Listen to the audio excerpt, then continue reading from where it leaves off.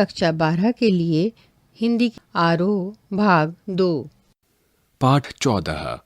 लेखक फणीश्वर नाथ रेणु। पाठ पहलवान की ढोलक। लेखक परिचय। लेखक फणीश्वर नाथ रेणु। जन्म 4 मार्च सन 1921। औराही हिंगना, जिला पूर्णिया, अब अररिया, बिहार में। प्रमुख रचनाएं: परती परी कथा, दीर्घ तपा, जुलूस, कितने चौराहे, जो उपन्यास हैं, ठुमरी, अगिनखोर, आदिम रात्रि की महक, एक श्रावणी दोपहरी की धूप, जो कहानी संग्रह हैं, ऋण जल धन जल, वन तुलसी की गंध, श्रुत अश्रुत पूर्व, जो संस्मरण है, नेपाली क्रांति कथा, जो रिपोर्टाज है, तथा रेणु रचनावली, 5 खंडों में समग्र। निधन 11 अप्रैल सन 1977, पटना में। कुछ ऐसे चरित्र होते हैं जो प्राण प्रतिष्ठा पाते ही अपने सृजनहार के बंधे बंधाए नियम कानून, नीति अथवा फॉर्मूले को तोड़कर बाहर निकल आते हैं और अपने जीवन को अपने मन के मुताबिक गढ़ने लगते हैं। कुछ ऐसे चरित्र होते हैं जो प्राण प्रतिष्ठा पाते ही अपने सृजनहार के बंधे बंधाए नियम कानून, नीति अथवा फॉर्मूले को तोड़कर बाहर निकल आते हैं और अपने जीवन को अपने मन के मुताबिक गढ़ने लगते हैं।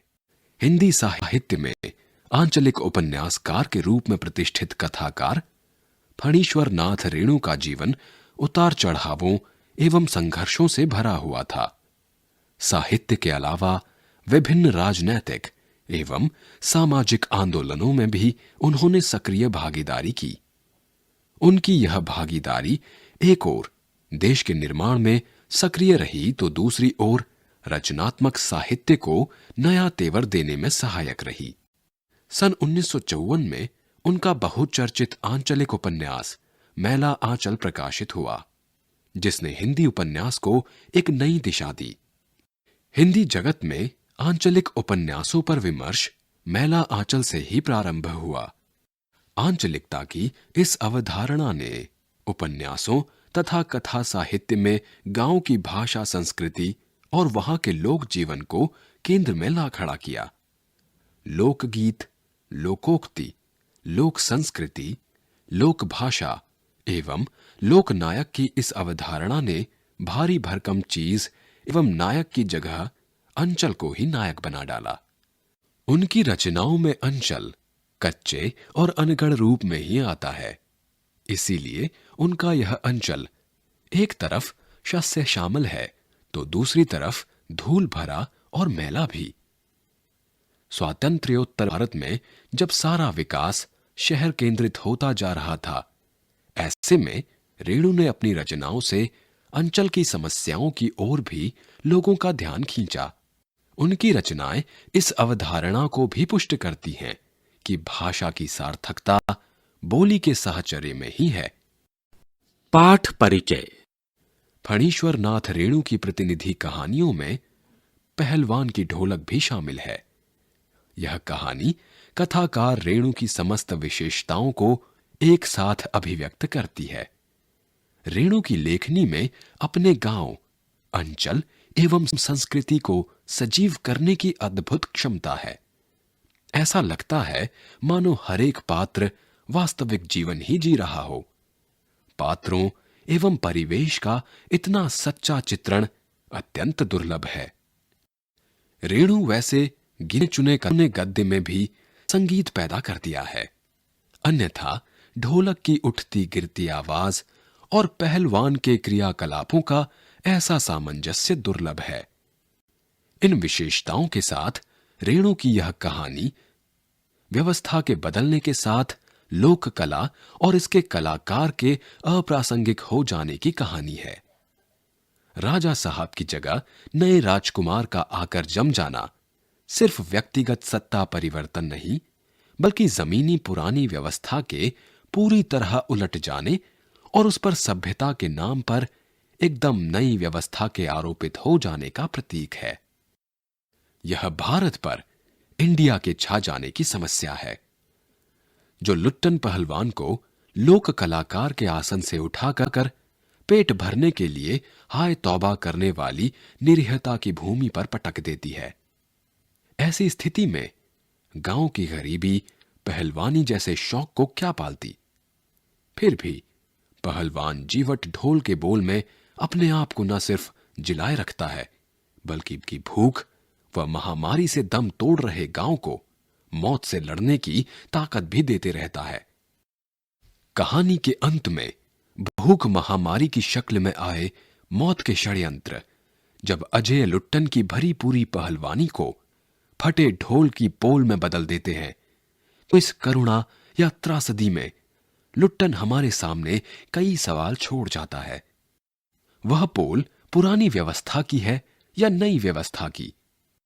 क्या कला की प्रासंगिकता व्यवस्था की मुखापेक्षी है अथवा उसका कोई स्वतंत्र मूल्य भी है? मनुष्यता साधना और जीवन सौंदर्य के लिए लोक कलाओं को प्रासंगिक बनाए रखने हेतु हमारी क्या भूमिका हो सकती है? निश्चय ही यह पाठ हमारे मन में कई ऐसे प्रश्न छोड़ जाता है। पहलवान की ढोलक। जाड़े का दिन, अमावस्या की रात, ठंडी और काली। मलेरिया और हैजे से पीड़ित गांव भयार्त शिशु की तरह थर थर कांप रहा था। पुरानी और उजड़ी बांस फूस की झोपड़ियों में अंधकार और सन्नाटे का सम्मिलित साम्राज्य। अंधेरा और निस्तब्धता। अंधेरी रात चुपचाप आंसू बहा रही थी। निस्तब्धता करुण सिसकियों और आहों को बलपूर्वक अपने हृदय में ही दबाने की चेष्टा कर रही थी। आकाश में तारे चमक रहे थे। पृथ्वी पर कहीं प्रकाश का नाम नहीं। आकाश से टूटकर यदि कोई भावुक तारा पृथ्वी पर जाना भी चाहता, तो उसकी ज्योति और शक्ति रास्ते में ही शेष हो जाती थी। अन्य तारे उसकी भावुकता अथवा असफलता पर खिलखिलाकर हंस पड़ते थे। सियारों का क्रंदन और पेचक की डरावनी आवाज कभी कभी निस्तब्धता को अवश्य भंग कर देती थी। गांव की झोपड़ियों से कराहने और क्या करने की आवाज, हरे राम, हे भगवान, की टेर अवश्य सुनाई पड़ती थी। बच्चे भी कभी कभी निर्बल कंठों से मां मां पुकार कर रो पड़ते थे। पर इस रात्रि की निस्तब्धता में विशेष बाधा नहीं पड़ती थी। कुत्तों में परिस्थिति को ताड़ने की एक विशेष बुद्धि होती है। वे दिन भर राख के घूरों पर गठरी की तरह सिकुड़कर मन मारकर पड़े रहते थे। संध्या या गंभीर रात्रि को सब मिलकर रोते थे। रात्रि अपनी भीषणताओं के साथ चलती रहती और उसकी सारी भीषणता को ताल ठोक कर ललकारती रहती थी सिर्फ पहलवान की ढोलक। संध्या से लेकर प्रातः काल तक एक ही गति से बजती रहती, चटधा गिड़धा, चटधा गिड़धा, यानी आजा भिड़ जा, आजा भिड़ जा। बीच बीच में चटाक चटधा, चटाक चटधा, यानी उठाकर पटक दे, उठाकर पटक दे। यही आवाज मृत गांव में संजीवनी शक्ति भरती रहती थी। लुट्टन सिंह पहलवान। चटधा गिड़धा, चटधा गिड़धा, यानी आजा भिड़ जा, आजा भिड़ जा। यूं तो वो कहा करता था, लुट्टन सिंह पहलवान को होल इंडिया भर के लोग जानते हैं, किंतु उसके होल इंडिया की सीमा शायद एक जिले की सीमा के बराबर ही हो। जिले भर के लोग उसके नाम से अवश्य परिचित थे। लुट्टन के माता पिता उसे 9 वर्ष की उम्र में ही अनाथ बनाकर चल बसे थे। सौभाग्यवश शादी हो चुकी थी, वरना वह भी मां बाप का अनुसरण करता। विधवा सास ने पाल पोस कर बड़ा किया। बचपन में वह गाय चराता, धारोष्ण दूध पीता और कसरत किया करता था। गांव के लोग उसकी सास को तरह तरह की तकलीफ दिया करते थे।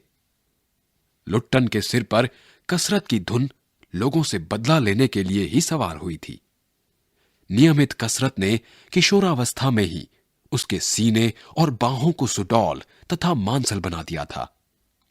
जवानी में कदम रखते ही वह गांव में सबसे अच्छा पहलवान समझा जाने लगा।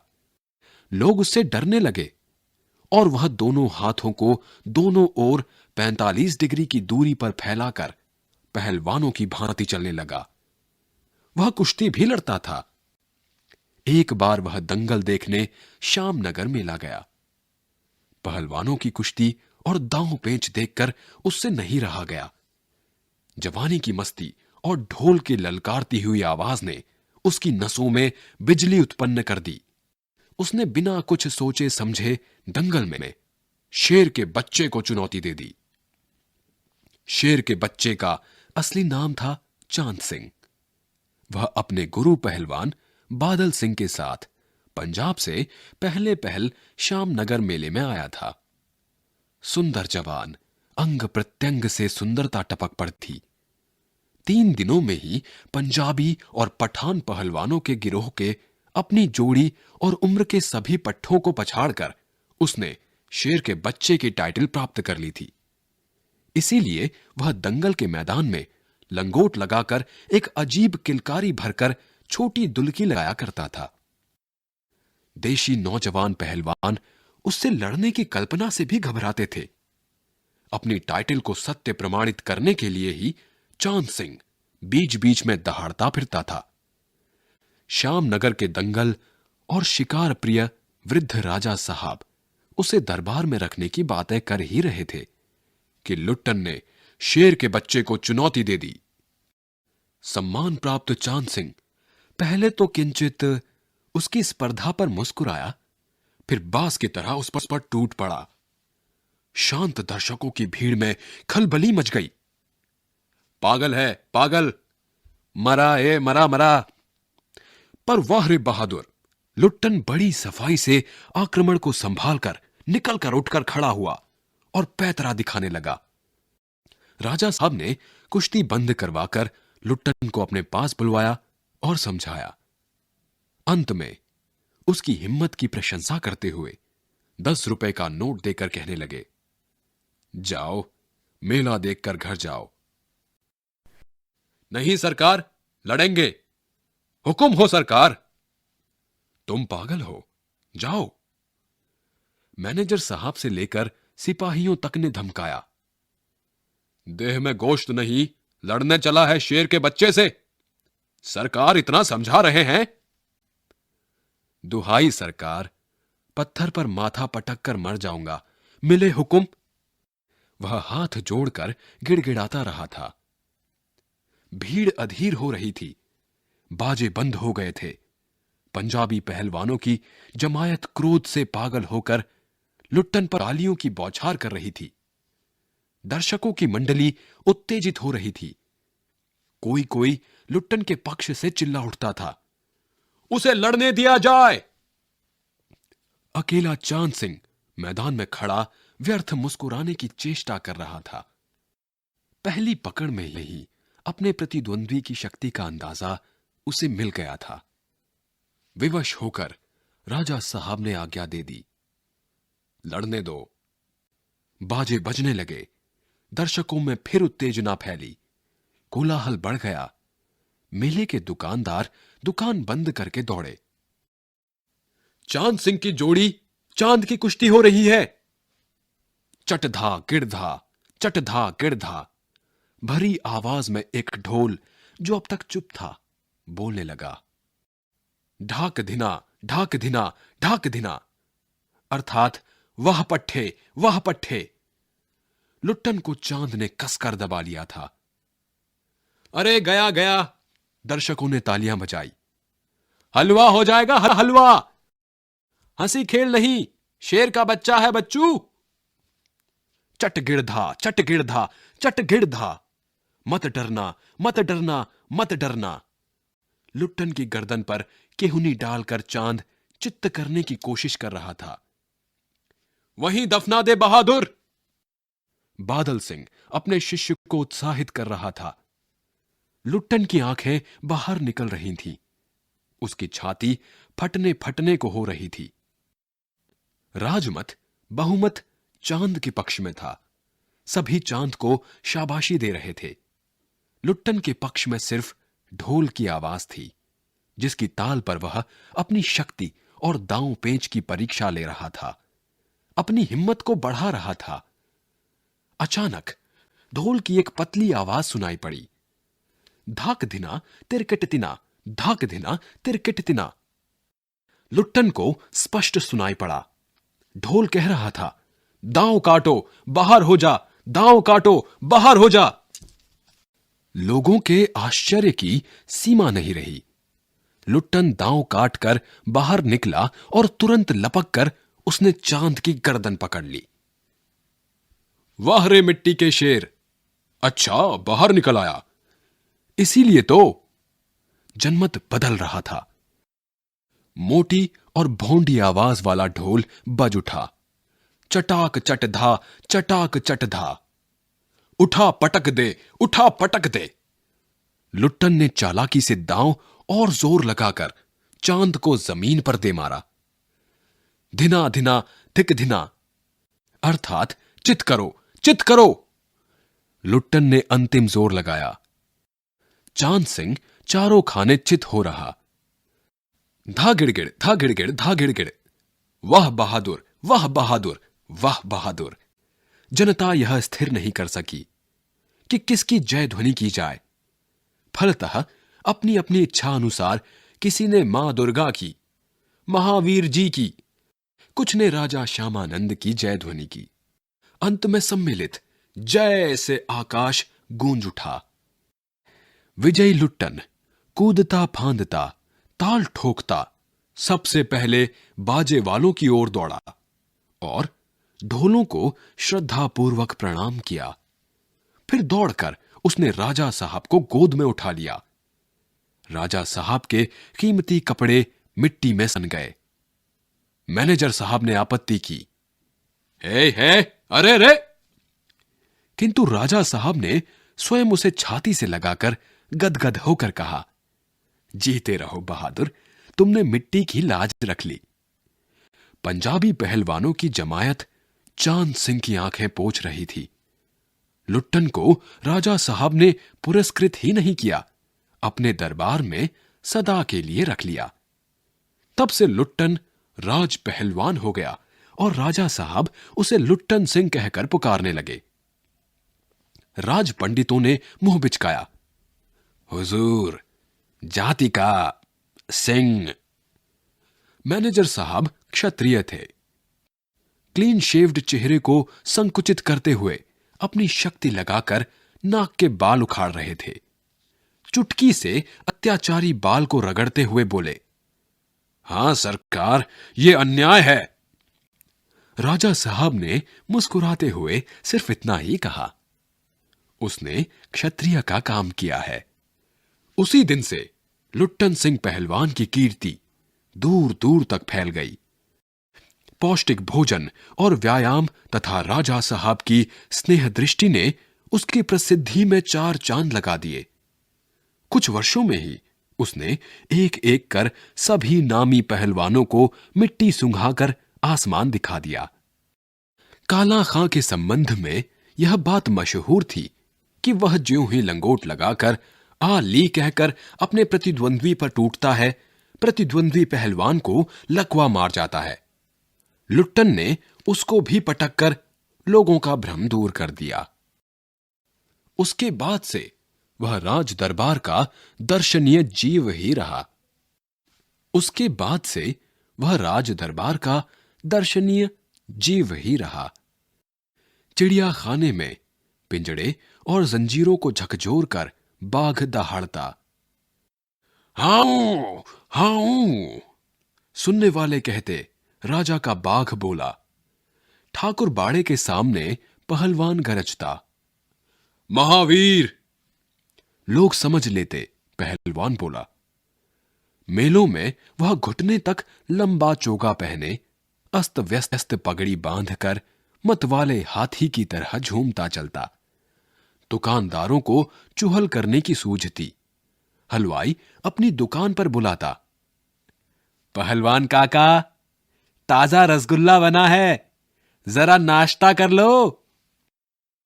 पहलवान बच्चों की सी स्वाभाविक हंसी हंसकर कहता, अरे तनी मनी काहे, ले आओ 1.5 सेर, और बैठ जाता। 2 सेर रसगुल्ला को उदरस्थ करके मुंह में 8-10 पान की गिलोरियां ठूस, ठुड्डी को पान के रस से लाल करते हुए अपनी चाल से मेले में घूमता। मेले से दरबार लौटने के समय उसकी अजीब हुलिया रहती। आंखों पर रंगीन अबरख का चश्मा, हाथ में खिलौने को नचाता और मुंह से पीतल की सीटी बजाता। हंसता हुआ वह वापस जाता। बल और शरीर की वृद्धि के साथ बुद्धि का परिमाण घटकर बच्चों की बुद्धि के बराबर ही रह गया था उसमें। दंगल में ढोल की आवाज सुनते ही वह अपने भारी भरकम शरीर का प्रदर्शन करना शुरू कर देता था। उसकी जोड़ी तो मिलती ही नहीं थी। यदि कोई उससे लड़ना भी चाहता तो राजा साहब लुट्टन को आज्ञा ही नहीं देते। इसलिए वह निराश होकर लंगोट लगाकर देह में मिट्टी मल और उछालकर अपने को सांड या भैंसा साबित करता रहता था। बूढ़े राजा साहब देख देख कर मुस्कुराते रहते। यूं ही 15 वर्ष बीत गए। पहलवान अजय रहा। वह दंगल में अपने दोनों पुत्रों को लेकर उतरता था। पहलवान की सास पहले ही मर चुकी थी। पहलवान की स्त्री भी 2 पहलवानों को पैदा करके स्वर्ग सिधार गई थी। दोनों लड़के पिता की तरह ही गठीले और तगड़े थे। दंगल में दोनों को देखकर लोगों के मुंह से अनायास ही निकल पड़ता, वाह, बाप से भी बढ़कर निकलेंगे दोनों बेटे। दोनों ही लड़के राज दरबार के भावी पहलवान घोषित हो चुके थे। अतः दोनों का भरण पोषण दरबार से ही हो रहा था। प्रतिदिन प्रातःकाल पहलवान स्वयं ढोलक बजा बजा कर दोनों से कसरत करवाता। दोपहर में लेटे लेटे दोनों को सांसारिक ज्ञान की भी शिक्षा देता। समझे, ढोलक की आवाज पर पूरा ध्यान देना। हां, मेरा गुरु कोई पहलवान नहीं, ये ढोल है, समझे। ढोल की आवाज के प्रताप से ही मैं पहलवान हुआ। दंगल में उतरकर सबसे पहले ढोलों को प्रणाम करना, समझे। ऐसी ही बहुत सी बातें वह कहा करता। फिर मालिक को कैसे खुश रखा जाता है, कब कैसा व्यवहार करना चाहिए आदि की शिक्षा वह नित्य दिया करता था। किंतु उसकी शिक्षा दीक्षा सब किए कराए पर एक दिन पानी फिर गया। वृद्ध राजा स्वर्ग सिधार गए। नए राजकुमार ने विलायत से आते ही राज्य को अपने हाथ में ले लिया। राजा साहब के समय शिथिलता आ गई थी। राजकुमार के आते ही दूर हो गई। बहुत से परिवर्तन हुए। उन्हीं परिवर्तनों की चपेटाघात में पड़ा पहलवान भी। दंगल का स्थान घोड़ी की रेस ने ले लिया। पहलवान तथा दोनों भावी पहलवानों का दैनिक भोजन व्यय सुनते ही राजकुमार ने कहा, टेरिबल। नए मैनेजर साहब ने कहा, हॉरिबल। पहलवान को साफ जवाब मिल गया। राज दरबार में उसकी आवश्यकता नहीं। उसको गिड़गिड़ाने का भी मौका नहीं दिया गया। उसी दिन वह ढोलक कंधे से लटकाकर अपने दोनों पुत्रों के साथ अपने गांव में लौट आया और वहीं रहने लगा। गांव के एक छोर पर गांव वालों ने एक झोपड़ी बांध दी। वहीं रहकर वह गांव के नौजवानों और चरवाहों को कुश्ती सिखाने लगा।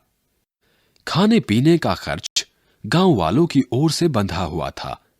सुबह शाम वह स्वयं ढोलक बजाकर अपने शिष्यों और पुत्रों को दांव पेंच वगैरह सिखाया करता था।